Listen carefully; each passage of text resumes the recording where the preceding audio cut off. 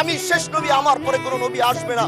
কিন্তু মাননীয় স্পিকার, দুঃখের সাথে বলতে হয়, বাংলাদেশের এরকম একটি পার্ট রয়েছে, যেই পার্টের এক অংশ মানুষ তারা নবীকে অস্বীকার করে, তারা মুসলমান দাবি করে, এবং এই বিষয়ে অনেকের ধারণা আছে, তারা জানে। এই আন্দোলন করতে গিয়ে অনেক মুসলমানকে রাস্তায় শহীদ হতে হয়েছে, আন্দোলন করতে হয়েছে।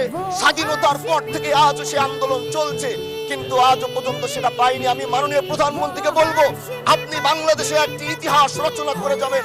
আপনার মাধ্যমে যদি এটা স্বীকৃতি পায়, যারা নবীকে অস্বীকার করে তারা কোনোদিন মুসলমান থাকতে পারে না, এটা আইনের মাধ্যমে, এটা বাংলাদেশের পার্লামেন্ট থেকে ঘোষণা হবে, সেটা আমরা চাই।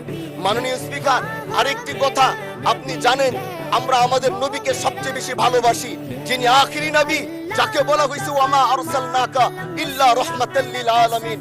আমরা বারবার দেখছি কিছুদিন পর পর কারা যেন কিভাবে এসে আল্লাহ নবীর শানে কটূক্তি করে, নবীকে নিয়ে অশ্লীল ভাষায় গালিগালাজ করে, নবীর শানে কটূক্তি করে। এই আন্দোলন, এই সংগ্রাম করতে গিয়ে আপনিও মাননীয় স্পিকার দেখেছেন, রাস্তাঘাটে আন্দোলন করতে গিয়ে কত মানুষ মৃত্যুবরণ করেছে। যদি একবার বাংলাদেশের আইনে, কারণ মুসলমান যদি আমাদের বাংলাদেশের পার্সেন্টেজ অনুযায়ী আমাদের অবশ্যই মুসলমানদের সংখ্যা এই দেশে অনেক বেশি।